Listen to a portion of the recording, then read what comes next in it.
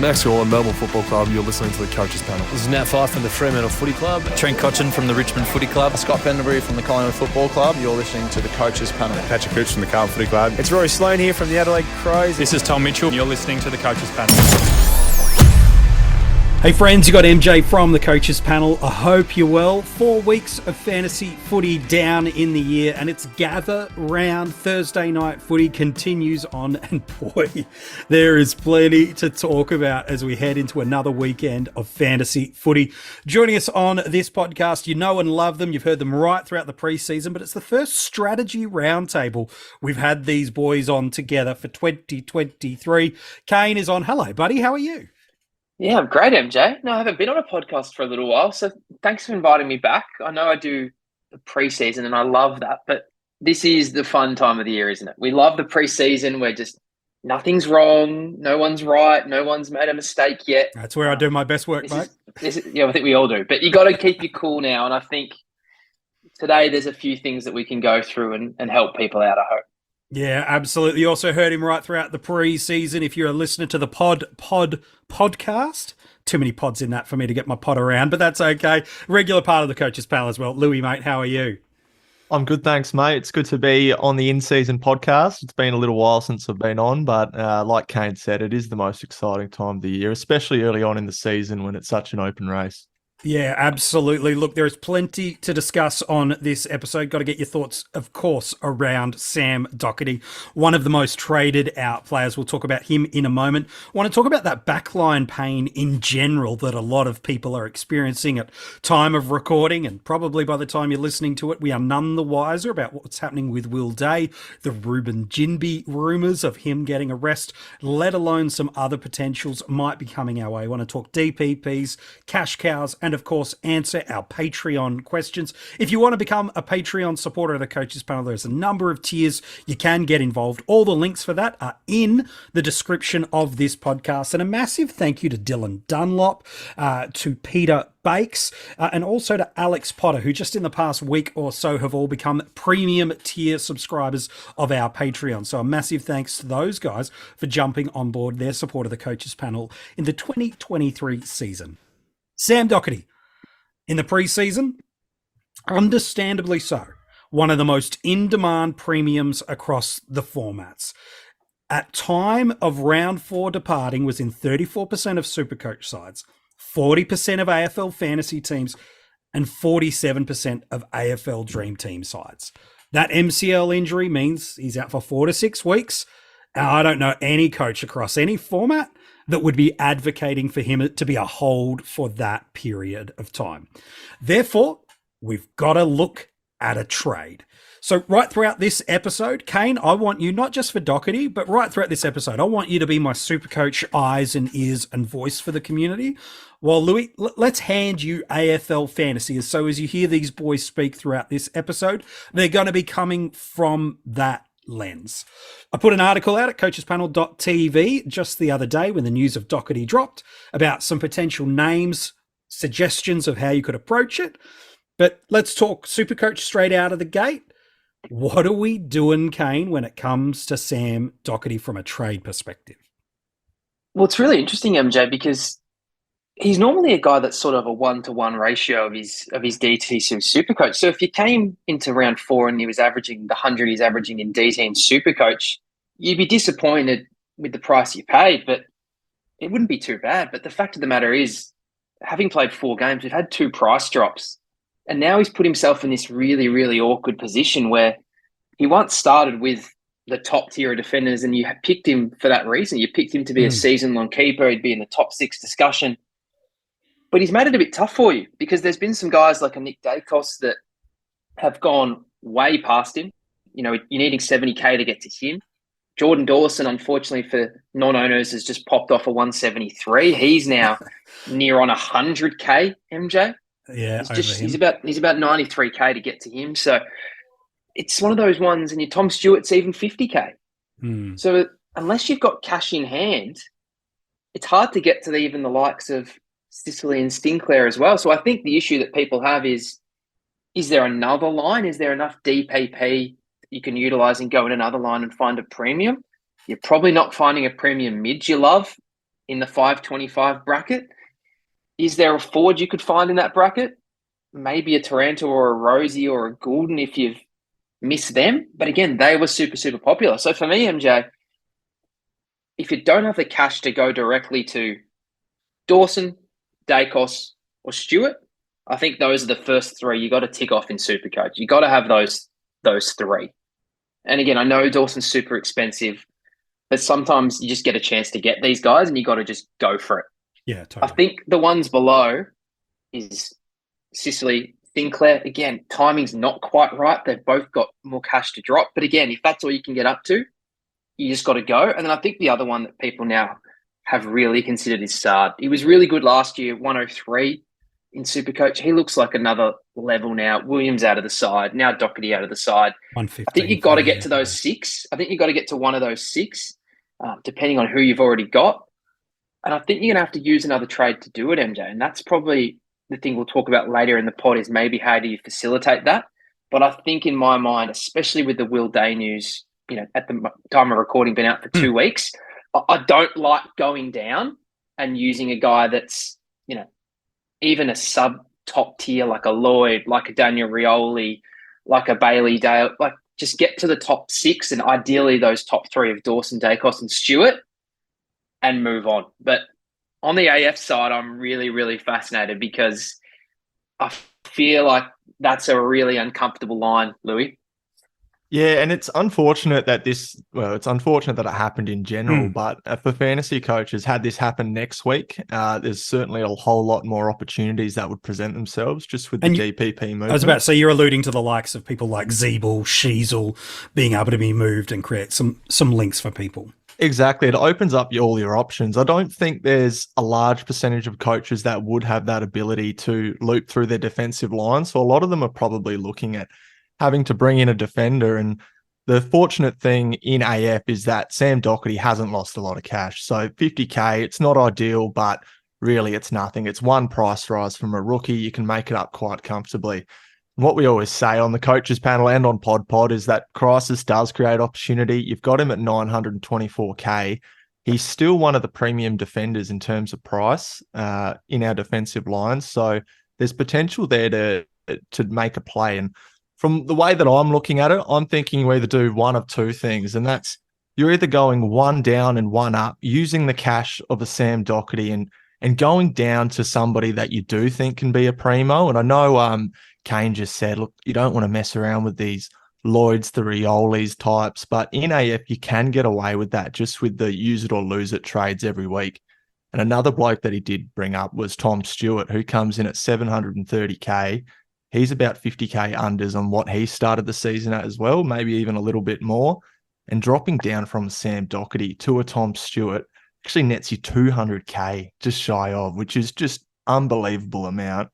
And as we know in AF, with all these mid prices that are floating around in all sorts of lines, 200K, it's a lot of cash to put on somebody's head where potentially you can find the other guy as well. So going into the upgrade cycle in AF, you've got the potential to still find an upgrade on the other end while addressing an issue in your side. So you can get a little bit of a one-up on the comp there.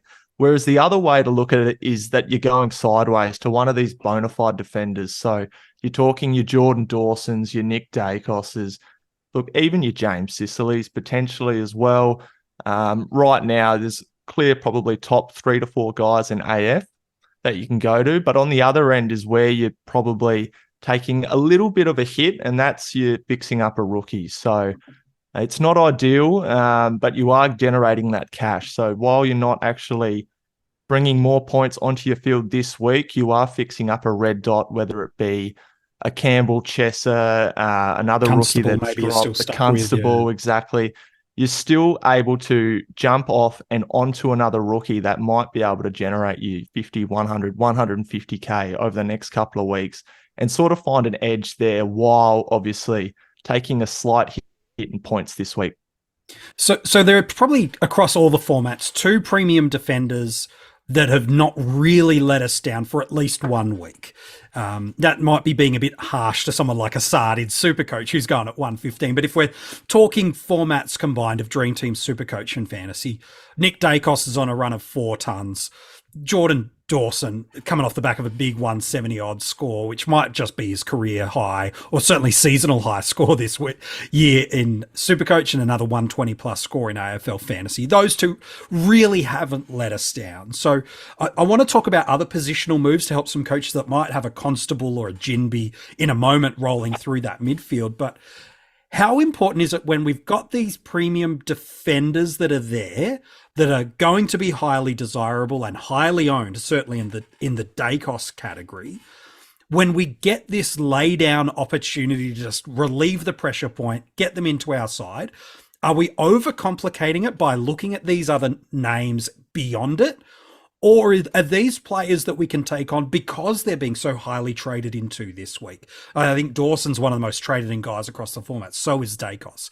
Can we take these players on if we've already gone 4 weeks, with potentially both last week having their season high ceiling scores for the year? Do you want this one, Lou? You want to start with AF? Yeah, look, I think potentially you can take them on. We've got 4 weeks of data. I think that's enough to sort of get an idea of what's going to go on here. But at the same time, if you're trading down from a Sam Docherty and you're going to one of these guys, which are highly owned, 40+%, then you're still going sideways while your other trade is potentially not improving your side as well. So while you might get that it guy and a Nick Dacos and happy days, you can maybe bank that 100 plus if you think it's going to happen. You're still kind of hindering your side in a way that you're not seeing the points, but you are going sideways in both directions. So it's a tricky call to make. If you're sitting there and you're going, nah, I can't watch Nick Dacos anymore, him seagulling the footy and just finding fantasy points for fun is too hard. And trust me, I can relate as a non-owner, then fair enough, jump on, but I'm not sure it's as black and white as going, okay, no worries, I'm going to drop down from a Sam Docherty to a Nick Dacos and match the rest of the competition and then just do a little fix-up elsewhere, when a lot of these owners of a Nick Dacos are doing other things to improve their side that week. So they're still generating points on top of your side. You've just matched it. Maybe you'll close the gap over time, but I tend to lean in the aggressive manner where I'd prefer to find the next guy that I can get the leg up on other coaches. Yeah, it's good advice. Kane, from SuperCoach perspective? Yeah, I think the funny thing, MJ, with the guys in SuperCoach is they're so tightly priced. So you're looking at, I'll call these guys the big six in my mind, which is Dawson, Dacos, Sard, Sicily, Sinclair, and Stewart, in no particular order. But Stewart's the cheapest at $572. And then it goes Sinclair at 76, Sicily at 580, Sard 587, Dacos 590, and then a bit of a gap to a Dawson at a 618. So unlike what Lou was saying, where you're going to get a 200K influx in AF dropping from a Docherty all the way down to a Stewart, and then you can do something else. At this point, and at this price bracket being so tight, I just think you're picking the person you want to own for the longest stretch that you don't have. Now, it's very unlikely that someone with the Docherty owner doesn't have one of these six already. So you've got to work out your own hierarchy. And often we do like going by price, don't we, MJ? If we say, I want to get all these six guys eventually, who's at their bottom price? And that would probably lend you to a Tom Stewart right now, purely because the injury game from round one's about to roll out. We know he missed a week. Got a good matchup this week. Yeah, and it's not cheap. 572 is not cheap in SuperCoach, but he's cheaper than the rest. So at least you can hide behind a couple of grand here or there. We know he's super volatile in SuperCoach in terms of he's capable of a 170 any game. We know there's some games like the weekend that's a 92, and that was on the back of it being a flogging. He didn't really have to do much. He didn't even get the ball down his end in the second half. So for mine, I'm not messing around with anyone other than those six from a Docherty. Now, you could obviously get creative and start looking at midfielders and other positions in a 600K bracket. But I do think, and you flagged it early with a Jinby, we know that there's some issues with people's teams in terms of having a Constable. So I would be, even though you might get a Sheasel and a Zeeble that you can swing back in defence next week, I feel like you do want to reinforce that line. Unless Docherty was your D4 or in that type of discussion, you're really, really stacked. I probably wouldn't want to have to move another rookie into a defensive line where we could lose a Cow, and you never know what happens to a McKenna or a Wilmot. So I'd just be sticking to these top six. And again, on price, if that's your indicator, or even buys, and that's probably the other thing that helps Stewart, isn't it, MJ? When he's in a buy round with only the Gold Coast Suns. Yeah, for Dream Team and Supercoach, it's huge, where they're playing best 18 in that round. So for me, again, Tom Stewart's the least owned as well alongside Sard, purely because he did miss after round one. And at the time when you traded him out after round one, you thought he was going to be gone for weeks and weeks. So for it to only be a 1 week miss it's brutal. Is actually quite remarkable. So I think that's the fascinating thing in Supercoach is, and you know it, MJ, and you know it, Lewy, too. You just don't want to mess around. You don't get many chances to get these top guys. And sometimes you just have to make that move because you can't play the one up, one down, shuffle around like you can in AF, in Supercoach. And we've seen it already, MJ. We didn't think we had to trade Docherty at the start of the week.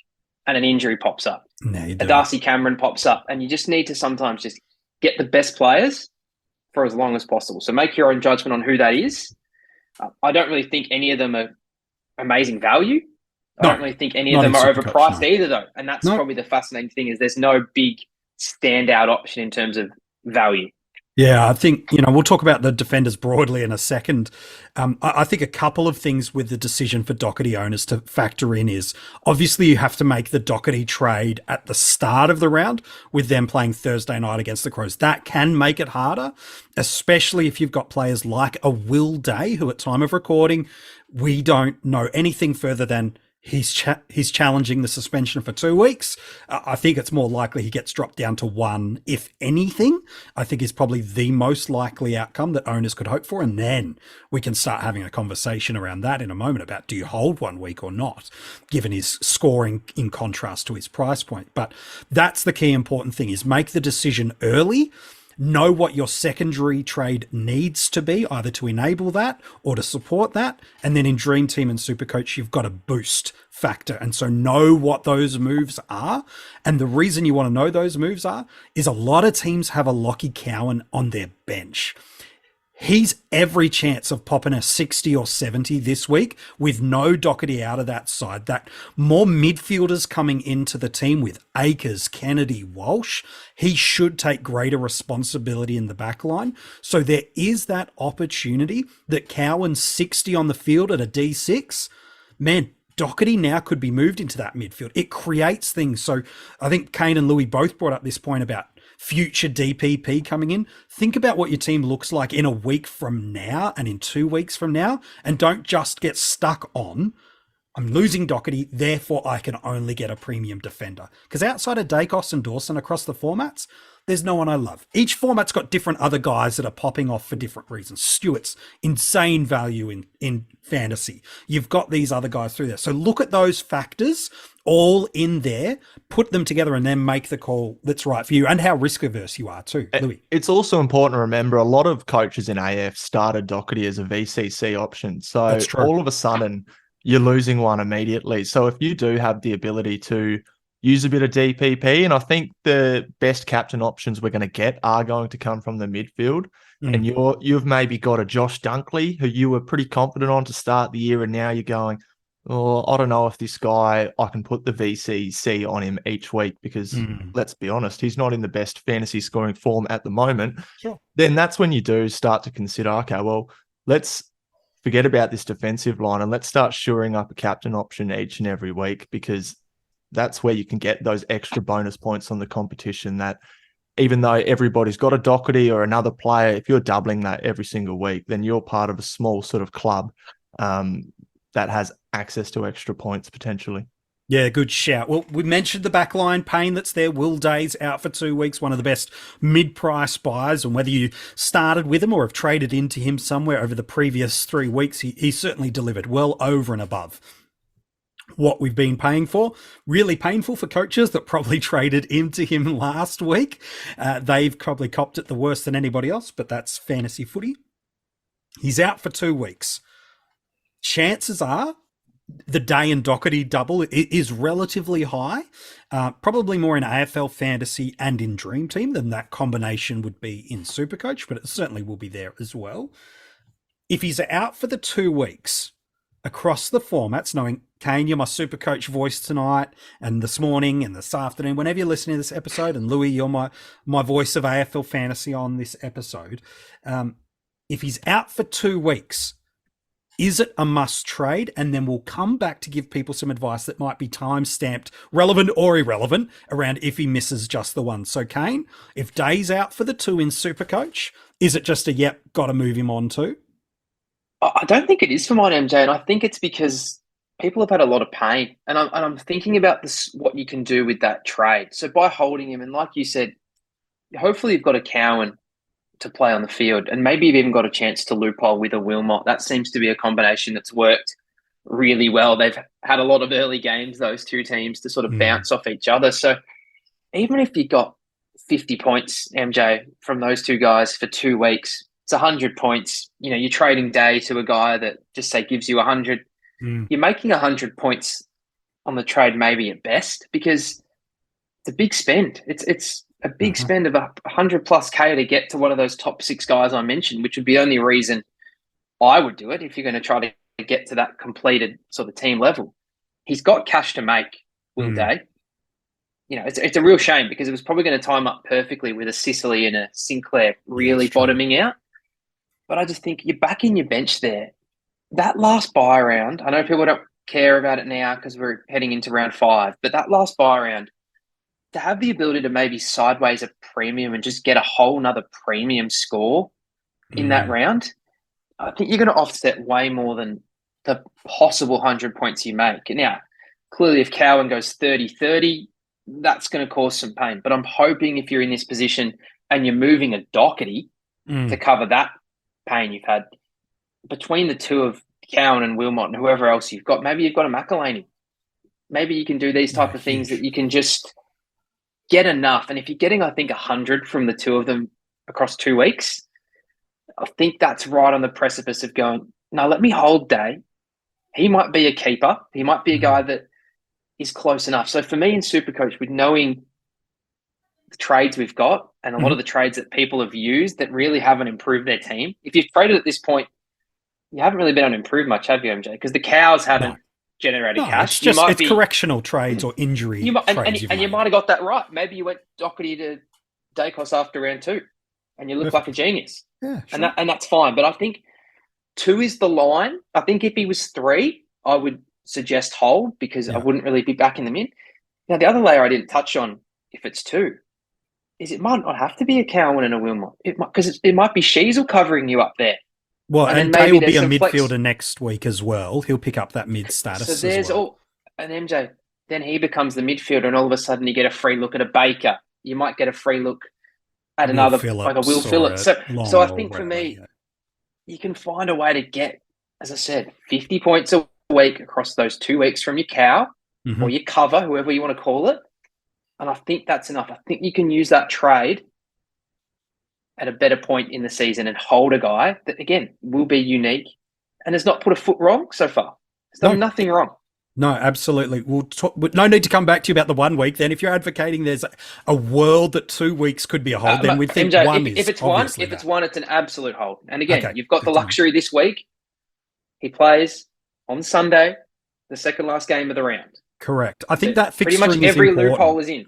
Yeah, Cowan on Thursday night. You've got McKenna, Wilmot on first game Saturday. You've got Miles Miller-Bergman on that North Melbourne game through there. You've got Michael Laney from the Crows on that first game. So you've got, depending on the team, you've definitely got 1 or 2 looks at a loophole before you move through there. Lewy, let's talk AFL fantasy then. Both the 2 week and the 1 week scenario for coaches. What are we doing if we're a Will Day owner? Look, if it's 2 weeks in AF, I do think it's a trade, just because points get away from you quickly in this game. And as Kane brought up before, we didn't even know that Docherty was injured on Monday. And these sorts of things can pop up where if you're stashing this guy for 2 weeks and a few different bullets hit you across those 2 weeks, then suddenly you can find yourself constantly chasing tail and you're giving up more points than what you would have if you had just traded him in the first place. So he was picked in AF as a mid-pricer. I don't think anybody expected him to be a keeper. And if you did, well done. Yes. He's showing right now that potentially he could be. Yep. So with it being 2 weeks, I just think you have to cut your losses. Thank you for the price rise, Will Day. And you know what? Potentially in 2 weeks' time, jump back Look on at him again. if you see it, because he's valued based on what he's been able to do so far. If he's 1 week, then I agree with Kane in that I think you take a Cowan or a Wilmot Loop. What are they going to give you? A 40, 50, 60? At They could worst. even pop one out the box. And then you're down maybe 40 points if Will Day were to ton up, theoretically. So it's not a lot of points across the course of the season. I'd be happy to stash for 1 week. And even drawing a little comparison to Josh Kelly a couple of weeks ago, many coaches traded him out because there was too much of a worry that if he misses 2 weeks, I'm behind. I think that logic should probably be applied to Will Day as well. And I reckon it's you could almost call him Schrodinger's hawk, because if he's 2 weeks, you want to get rid of him. If he's 1 week, you got to hold at this point. So depending on what you actually want to do. So no, I think 2 weeks trade, 1 week definite hold in AF. Yeah, all right. Some interesting thoughts. I think it's so team dependent too. How risk averse are you? What do you love to do? Have you got the depth of cows through there? These are all the elements. How many trades in limited trades formats have you already used? If you don't use that trade on day, what else can you do? Can you make some other additional moves and make up those points losses? It's really important that you don't just go injury, that. Don't just be linear about it. Look at the vertical and the horizontal options that might be there.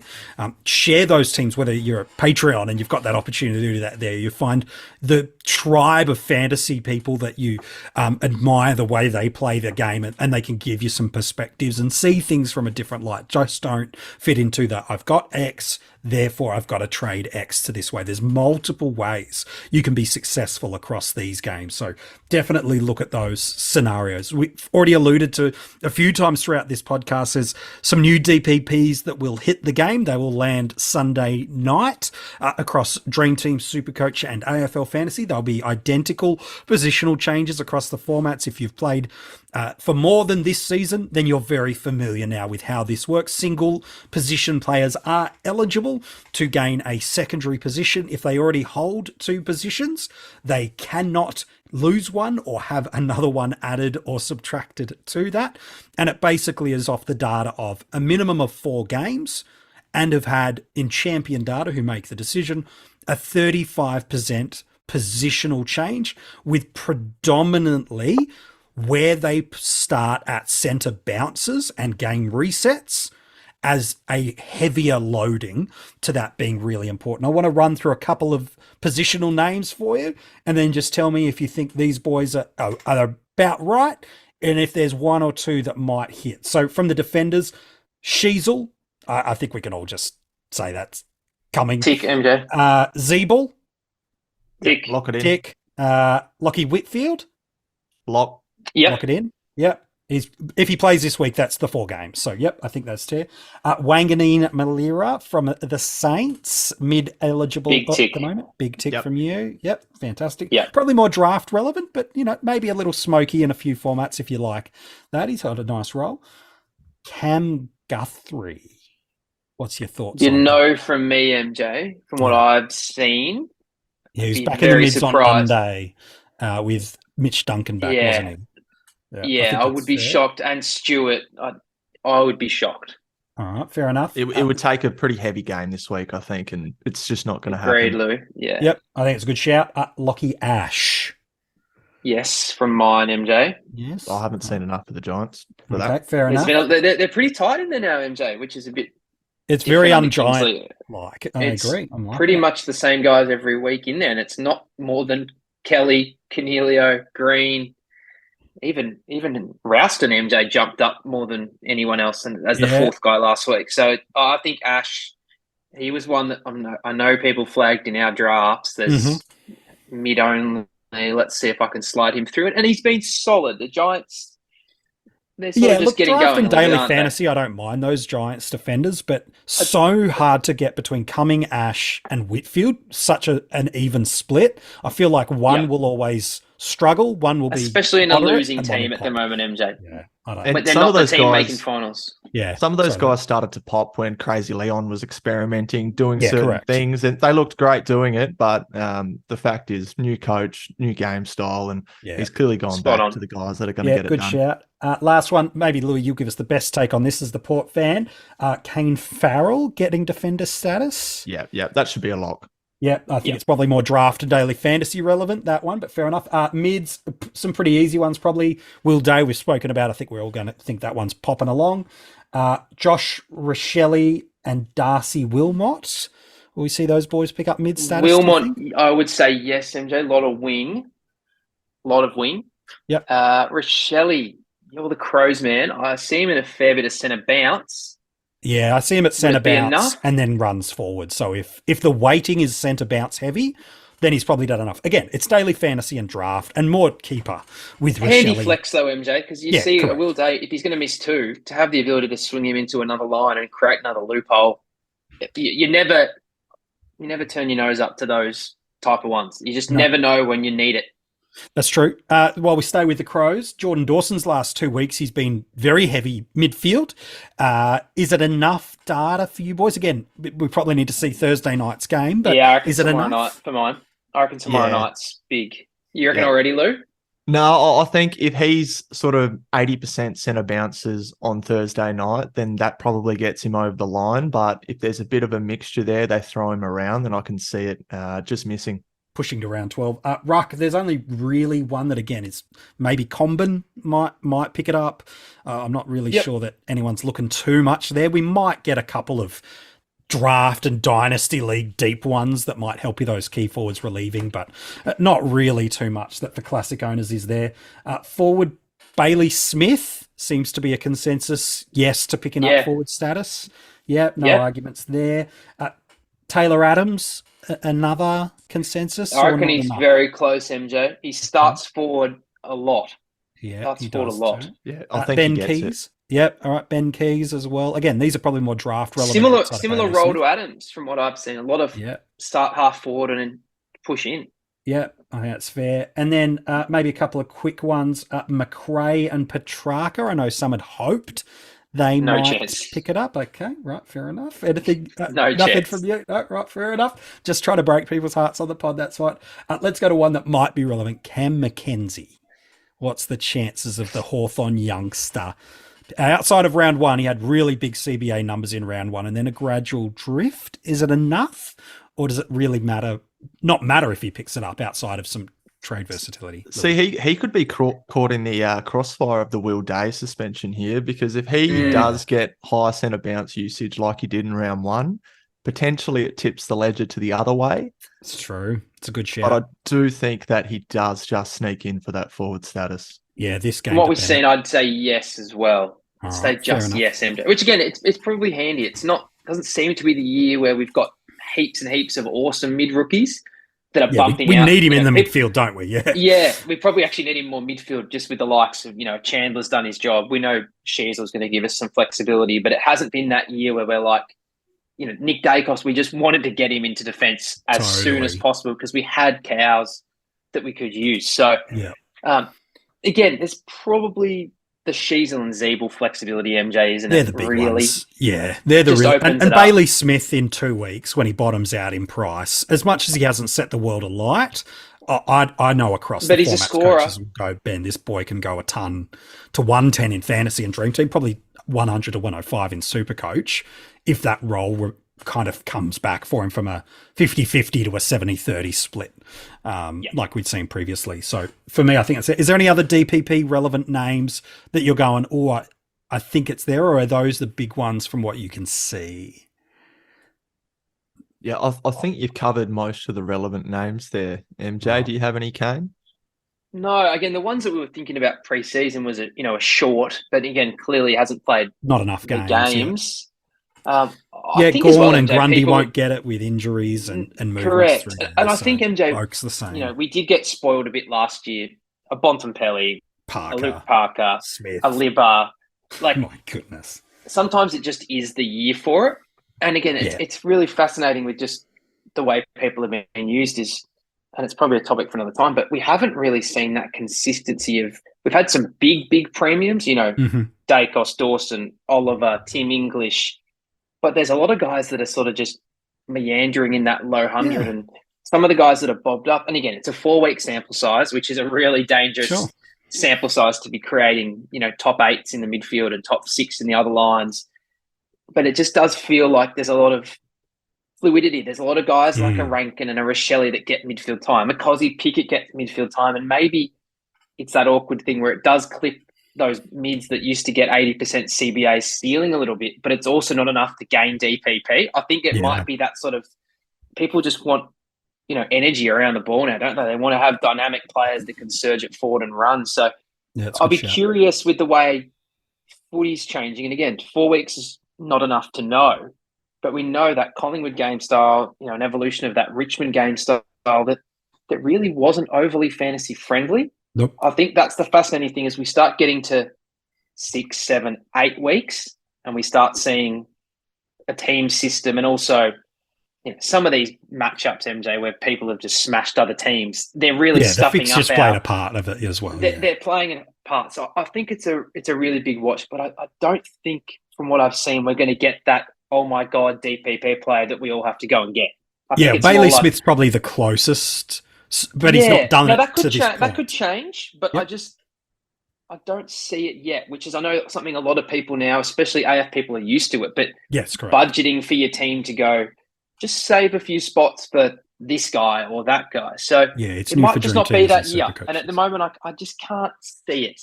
Yep, and fair enough. And look, there might be some more. The good thing is they'll hit the game Sunday night, and they'll be well covered across wherever you get your fantasy news and information from, whether it's us and others elsewhere. Chances are you'll be able to find that information very quickly on Sunday night. It probably isn't an AFL fantasy relevant player to discuss, but we'll throw it out there anyway. Van Rooyen from the Melbourne Football Club. Kane, we'll get your thoughts on SuperCoach in a minute, but Lewy, it's probably fair to say that if coaches don't have him to this point, is he still someone that you need to find a way to trade into Van Rooyen? If you don't have him already, for those that don't own him, again, he's one of the most highly owned players. He's currently in 23% of teams. He's got a break even of -3, and he's got a price point of 281,000. A matchup against Essendon this week. If you're a Van Rooyen non-owner, again, he's on the bubble, so his price hasn't moved in DreamTeam and SuperCoach, which is where the caveat is. But in AF, is he still a priority trade in if you don't own him yet? No, I'm not sure he is, MJ. And there was a lot of must-haves being thrown around last week, and he comes up against the Eagles last week and obviously puts up a bit of an underwhelming score. I thought it was pretty good for the type of player that he is, solid. But obviously scored one out the box in his debut game. There's talk that Max Gawn could only be a week or 2 away. 2 weeks away. Now, I can't speculate whether Van Rooyen's going to be the guy who's going to come out because of Gawn, because so far what Van Rooyen's been able to do has been fantastic. But what I'd be looking at is trying to find a different rookie, the next rookie, potentially one that doesn't have that break even but has the job security, and try and get one up on the 23% of coaches who have jumped early on Van Rooyen, and good on them. But they've pocketed 50K, there. Rookies pop up all the time. They certainly do. And it's a different mindset and philosophy where you're getting the weekly price cycle movements. But in SuperCoach and DreamTeam, Kane, Lewy brought up this great point that Gawn is 1 to 2 weeks away with limited trades. Yes, he might free up some cash for you this week, but you might only be getting 1 or 2 price cycle movements from him. So if you're not into JVR, is he a priority downgrade target, or can you fade him and look elsewhere?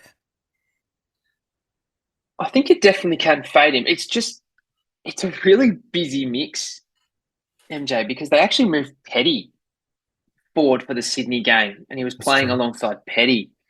And again, he's a talent. He's a first-round pick.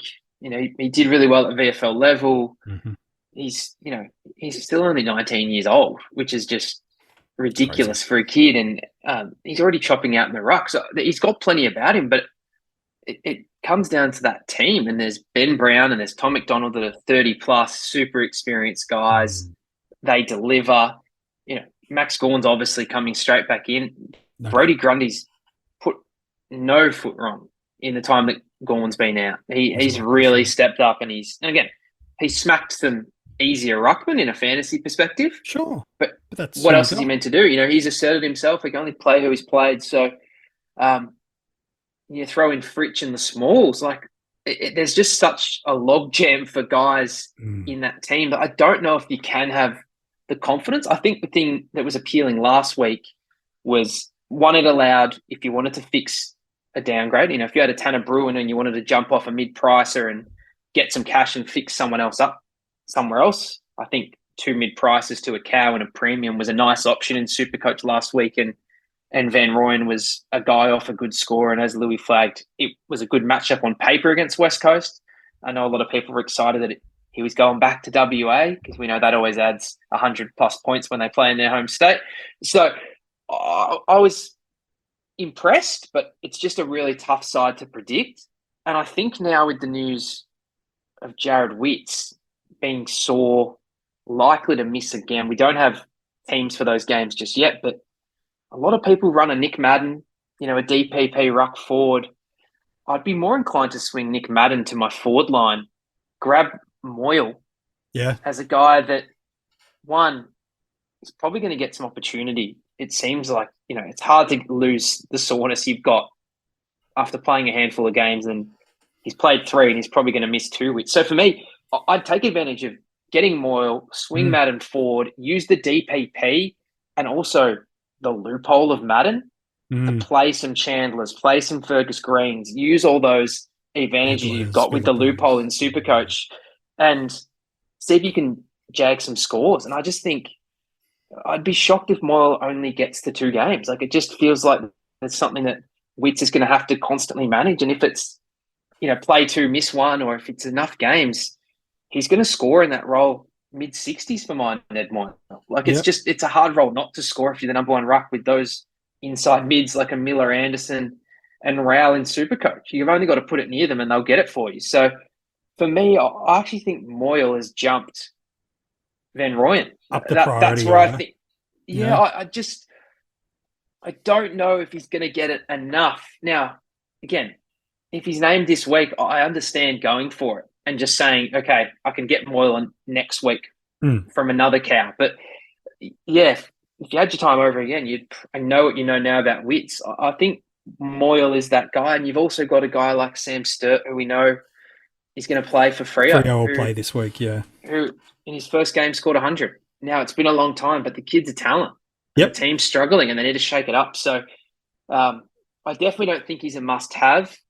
I get the appeal that people like to say in SuperCoach and DT, this guy's the bubble. I'll get him this week. I'll worry about a cow next week. But I do think at this point of the season, you can be a bit more selective.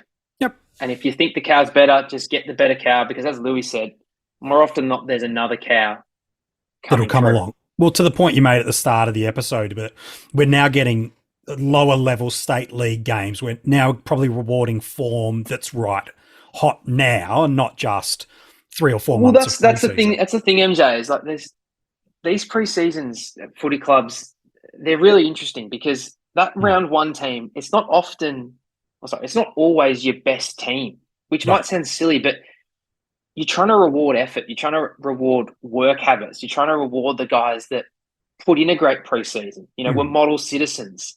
So often what happens is you give them that crack. We've had 4 games now. If they haven't lived up to it, if they haven't ticked that box, they're coming out of the side. And you've got these guys that are playing state league footy now that are racking up big numbers, and they earn the right that way. Again, they might not have done everything. They might not have had the preseason. They might not have killed the time trials, or they might have had something we don't even know about that's put them behind the 8 ball. But after 4 rounds, it's sort of wiped clean, isn't it? If you've been in the AFL team, you've had 4 weeks to establish yourself. Yep. People come back from injury. And I think that's the thing. We always worry there's not going to be any cows, but teams play badly. They need to shake it up. Someone comes back from injury. Someone gets injured. There's always things that pop up that change. So I just want people just to take a breath, because I know they always say there's no cows, the best cows at the start of the season, and most of them are. Sure. But there will be cows that come in to fill specific roles that give us a hell of a lot. And we won't predict them now. We won't even know who they might be and when they'll appear. But look at it this week. If we've got a stir, like this is a guy that, again, talented player, but we haven't seen him at AFL level since 2021. He's played 4 games total, first round pick. But now he's going to get a chance to step up, and you just don't know what he's going to deliver. He might just be that piece in the forward line of Freo. So now that all the state leagues are back, I know the Waffle was a little bit later, the Sample was a little bit later than the VFL, but they're all firing now. There's form that you can say at a second-tier level to prove to the coaches and to your teammates that you deserve a spot in the team. And that's what's going to keep happening over this next month in particular. Sorry, Lou, I know you had something to add. I was just going to roll over an AF, just seeing that Jacob Van Rooyen's nearly 300K. He might max out at 400K, being the type of player that he is. Maybe. Sure. I'd be more inclined to find that cheaper guy. I'm not saying jump on a 200K guy, but it's going to be a whole lot easier to generate 200K cash from that point than it is jumping on Van Rooyen at 300K, getting 100K, and then having to downgrade. It's not much money in the scheme of things. Yep. Well, also, Lou, it's another 100K that you can spend on someone else. Right. Yeah. That's the other thing. Let alone, as you said, generating the cash. But you got 100K up your sleeve to do what you will. And again, it might be something you don't need this week. But we always say, MJ, it's never a bad thing to have more cash. More cash, more options. So I agree with Lewy there. Like, there's going to be people that pop up. You've sort of missed the boat. It's the same with the Michelini, MJ, and SuperCoach. A lot of people missed him. 5% ownership, and that's a shame. But he's gone up, well over 100K now. And yes, he's playing great, but that next 100K is a hell of a lot harder to make than the first 100K. And that first, he's the type of player, as an example, play a lockdown role, score you a 30, halt that cash, only make you 50K, and all of a sudden you're in a whole world of trouble. We'll hit our Patreon questions in just a moment, but to bring you behind the scenes of the coaches panel for a moment, we often talk about what we want to put on the podcast on the run sheet, and generally there's one or two very firmly worded panel members that will let me know what they would like to speak about and what should make the run sheet. And if I don't put it on the run sheet, they'll still get it on the podcast anyway, because they've got something like to address. In the handful of years that one gentleman that is on this episode, I can't recall a time pre-podcast he's gone, MJ, I want to talk about this on the episode. And so I set that kind of stage up because, Kane, you were very, very, not firm, but very clear that you wanted to talk some cash cows for our listeners on this podcast. So stand back, ladies and gentlemen. It's not very often that the assertive Kane comes to the floor. And so, my friend, the coaches panel. It's more what I touched on. I sort of, maybe I guess I jumped your gun. And maybe we can chop this around and put it before. But it's just what I said before in terms of you got to understand how these footy clubs work. It's true. It's not as simple as a guy has 40 touches in the VFL and comes in. Like, I know that's exciting. And often the thing we always point out with these cash cows too is the role they play in the VFL team, which again, you use to say a Matt Crouch, he's playing inside mid all game long. Mm-hmm. You don't get that chance in the AFL team. And that's the thing you've got to be really careful about. And that's why we talk about role so much. It's good. Is it changes constantly. And it's so funny that when we finish the season and we look back and we talk about winning moves, most of the winning moves are off the back of a role change. Darcy Cameron, we would never have spoken about him. Something happens and there's a role change. And it's like, wow, this guy has gone to another level. And it's the same with the cows. Like, this is their time, if you're not in the team, to prove yourself, to play at VFL level. And again, if there's a big out, take that chance and be the guy that steps up and makes the cash for us in our team. And I think that's the thing that people often struggle is we want numbers. I know we all love numbers and we love saying that he did this at junior level and he did this at VFL level, like he's going to do this at AFL level. but it's never, ever, ever that simple. And again, there's so many things in a footy club that we just don't understand, and we don't need to be privy to. But No. it's not just as simple as playing, the guy that racks up the most footy in the VFL or the Sandful or the Waffle. Like, it's about building the team, and I think that's something that we always talk about too, MJ, and it spills off to the AFL team is if the team's losing and your guy's got a nice cushy role, you get worried. You get worried that it might change, especially if they're it's not working. Yeah, now again, something's got to change. The ball's coming in there, and it's not Luke Ryan's fault that he's intercepting like a madman and marking everything. That's right. It's more of a buyer beware for us in terms of we're always going for the future. We always say you can't get the points back, and I think that's what's really, really, really fascinating now is, we look back at last year and we say, oh my God, how did we miss Sinclair? Sinclair had the role change. He's taken all the kick-ins. Who are these people going to be for us now? And that's where I think the way footy's been played is having a big impact on a lot of these premium guys that we used to just bank on. We used to just bank on reeling out big scores in the midfield. And I don't think the dust has quite settled yet on who we want. So I probably went a little bit early, MJ, for your big pump up. Oh, no, I'm leaving. I just think I'm not editing that out at all, mate. That's staying well and truly in there. People love to panic, don't they? That's the thing. They love to panic and say, we're not going to get this cow, we're not going to get this. But again, they view it as 4-week blocks. You want to just go, if you go 3-1 in a 4-week block, you're going to play finals. You're going to be 100%. Right at the pointy end. You're going to be top 4. So this is when things start changing. Okay, we tried it this way. We trained all summer to do this. It's not working. We've got to do different things. So I'm excited when I hear names like a Corey Wagner maybe getting another spot. Absolutely. And again, a Bailey Humphrey playing for the Suns. An Aaron Cadman potentially making his debut this weekend. And now some of those guys are really expensive and they might not bring in the cash that we want. Sure. But it creates change. And sometimes the change is what we're after. So, no, that's the only thing I had. I just, every year we never have any cows, and yet we always find a way to upgrade our sides. Every week or two. There's a couple that pop. No, it's let alone a very AF, good what point. you can do in AF with just massaging those things and getting those mid prices right. And that's why I think forcing a 50-100K move. Yeah, and that's what I think is so good about that game, MJ, is that it forces you to look at things you really can't look at in SuperCoach because you don't have the trades to do it. Yeah, so, no, it's good. It's some good advice. All right, let's hit our Patreon questions before we wrap up.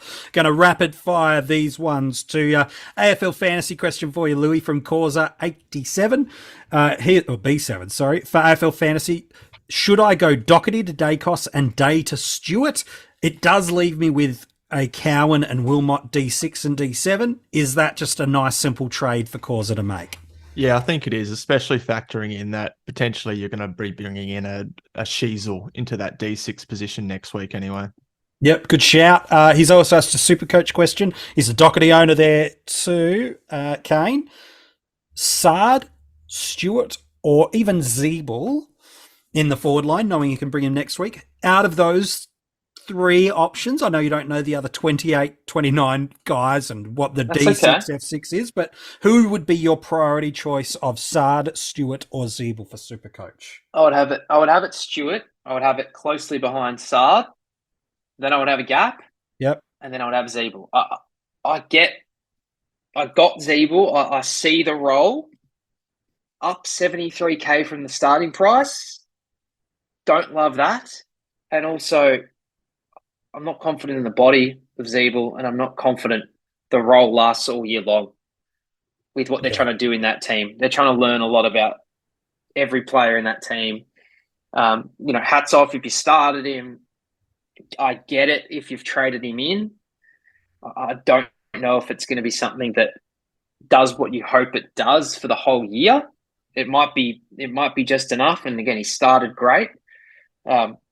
But I have seen this story before. So Stewart, Sard, Gap, Zeeble.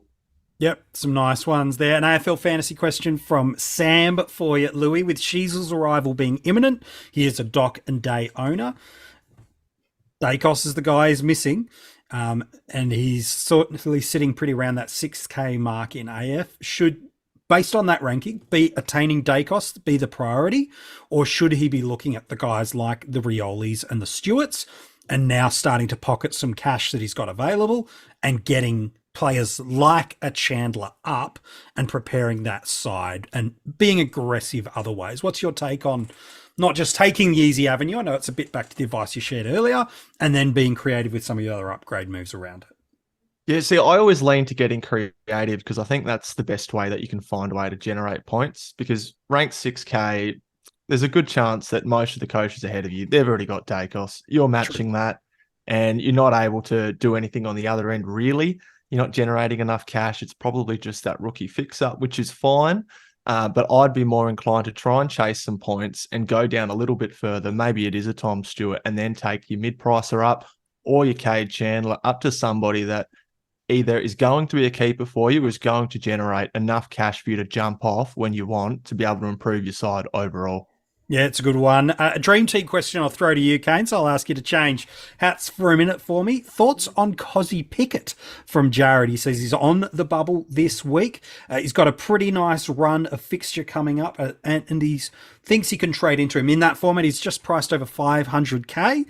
Forward eligible only. He won't pick up midfield status, given he's only played the 2 games. And in that format, he's got a break even of minus 29. What do you think about Cozzy in DT? It's a real broadbent maneuver. Yeah, fixture. And that's the thing. He was a lot more forward. He was a lot more forward than I probably would have wanted to see. Now, again, he also didn't kick straight. No, if he kick straight, it's a monster score. So to kick 2 goals, 5. I just don't know if it's quite worth the effort, because for it to go right, he really needs to go probably 85, 90. For 3 games. Unfortunately, that monster score was round 1. You're only getting one hit from that before it rolls out. So I get it. I see why it's appealing. I just know in this game, you make a move like this, even if he's okay, the timing when you want to get off, something else pops up, you can't get off. He has a 40, which he can do in that role if, Melbourne play a good team and they just don't score and he's just not near it. The avenues to goal. Like, it's not a role where you go, oh my God, it's totally different. He's 70% on ball. Like, yeah, it's pure fantasy. He gets his bursts in there. And I just worry that it's not worth the squeeze. To make all this effort. These broadbents seem to work when it's a really good fixture. It might be a short-term role change with someone else out. Sure. And you're also eyeing off someone on the other side who is coming down. We always say if they're going down 100, that player's going up 100, at least that bridges the gap nicely. Yeah. But again, MJ, it's still costing 2 trades to get to that premium. You're not think it's going... more of an AF play, isn't it? It feels... Yeah, it'd have to be. But even still, like, Essendon haven't been horrendous. And it's not like Cozzy's the only avenue to goal. It's not Jeremy Cameron now. This is that's true. Cozzy Pickett now. Again, brilliant, but been a great McDonald pick. 4, Petrarca 3, Fritsch 3, Pickett 2 goals 5, and then Spargo and Van Rooyen had 2.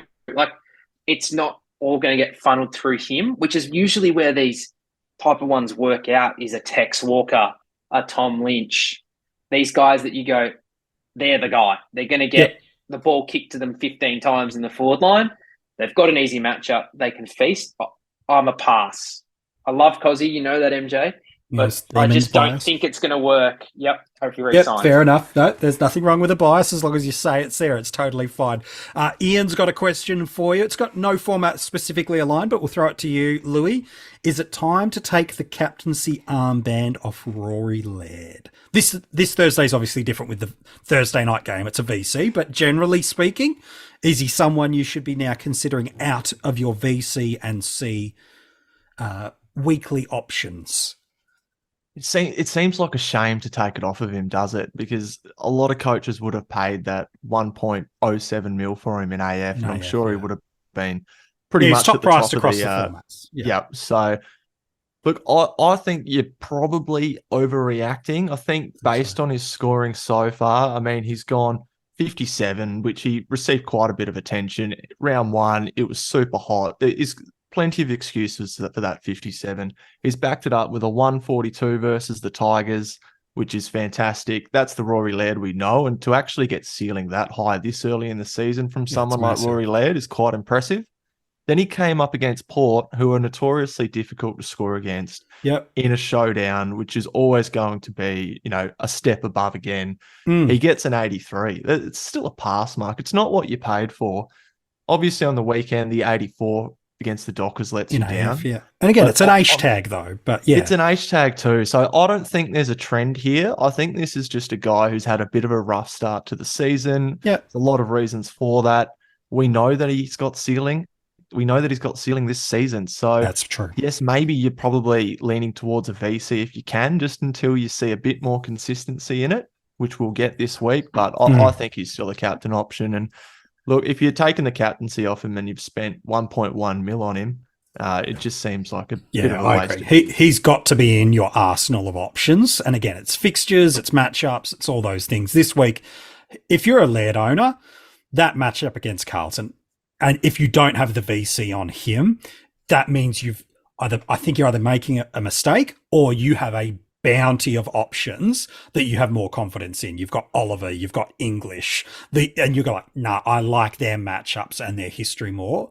But I think if you've paid that much money, we've seen just a fortnight ago, 140 across the formats. We know that against Carlton, he's got a relatively decent history. Crow's back on a big stage for the first time in a long time. And we know MJ too. He gets better as the season goes on, this guy. The weather comes in, it gets wet, the game slows down. It's a shame. And again, it hurts. Sure. For owners, it is. For non-owners, it's amazing.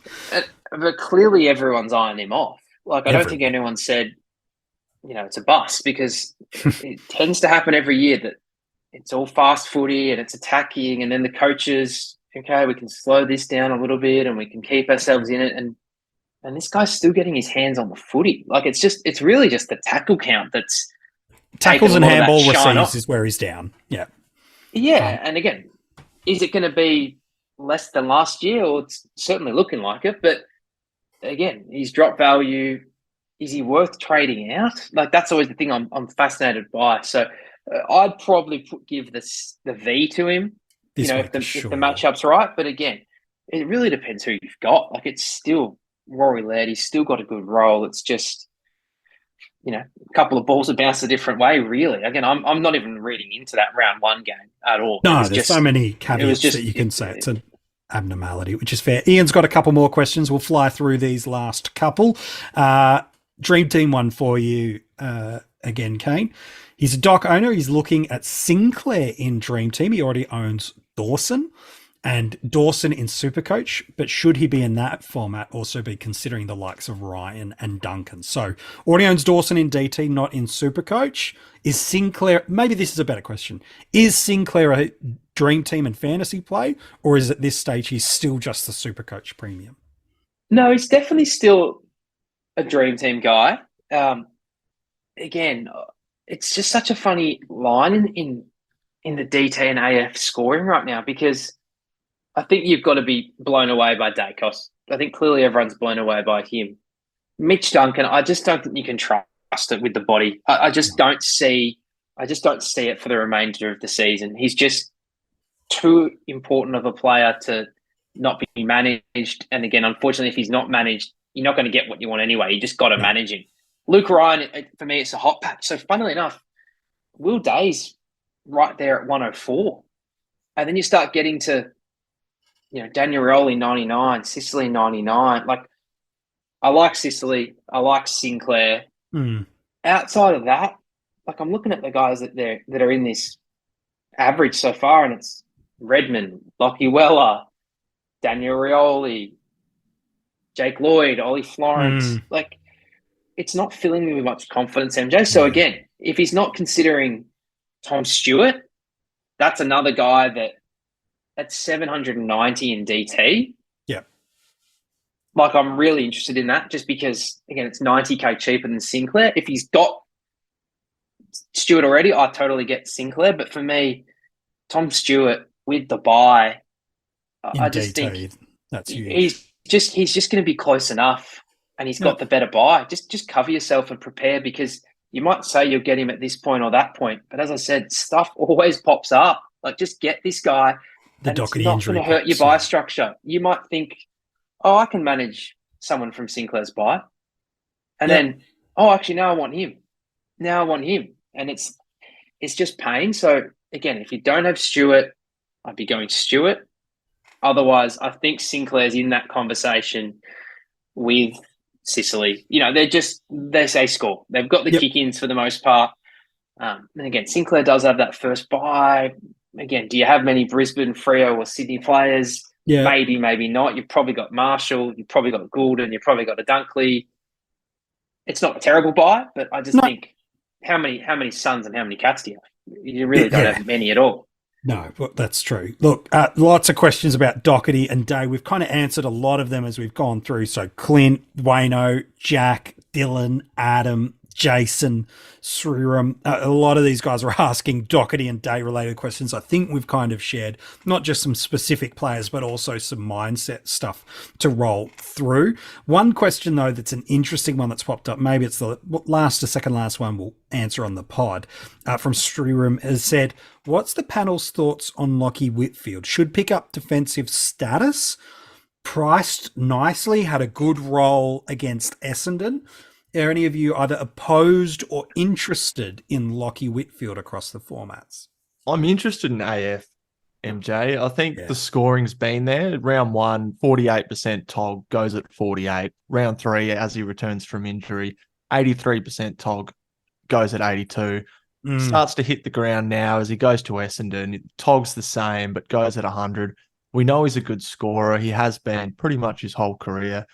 He's going to pick up that defensive status. And as we've seen from a lot of these Giants, as Adam Kingsley's taken over, a lot of the guys that we've gone cold on over the years because their role's been up in the air, they're returning to the norm. And we're starting to see these guys be the footballers that we all sort of knew that they would be. So I'm a big fan of Lachie Whitfield, especially at 730K and picking up defensive status. The only flag that I'll give with him is that he's most likely to be a trade later on in the season, just because his injury history across his entire career is shocking. Sure.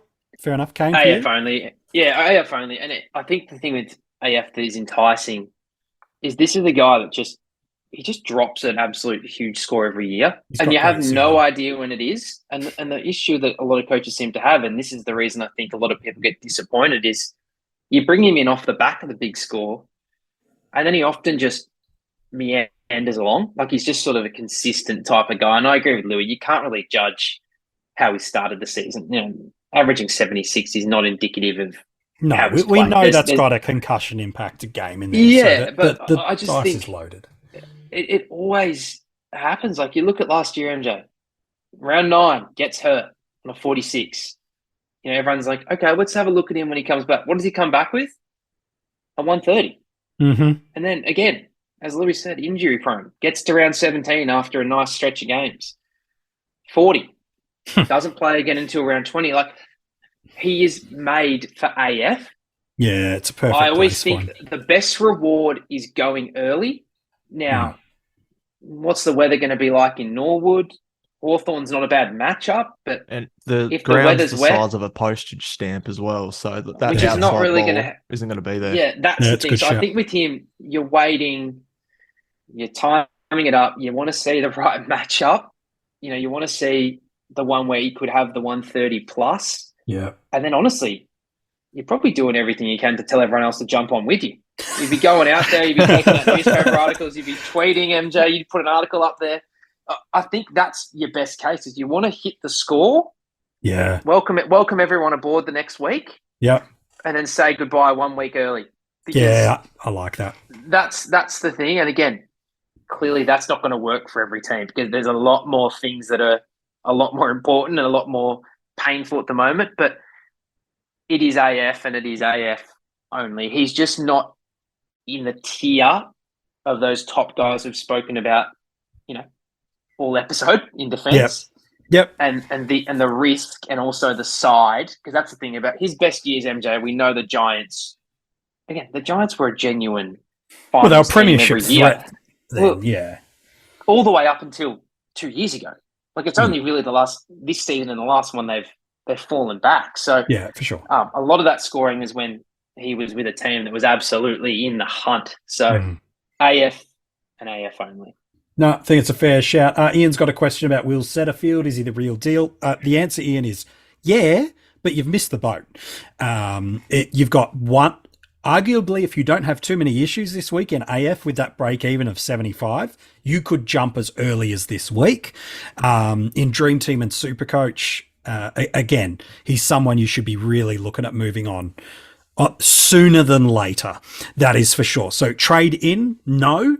Jump off in the next 1 or 2 weeks, and he's your ticket to your Tuke Miller.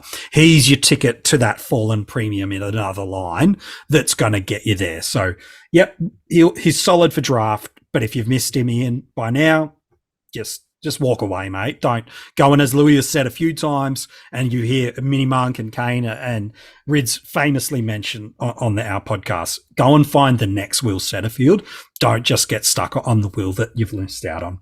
Hey, lads, you've been sensational throughout this episode. Lewy, mate, you've done very, very well. So enjoy all the footy that's coming to your fine state, my friend.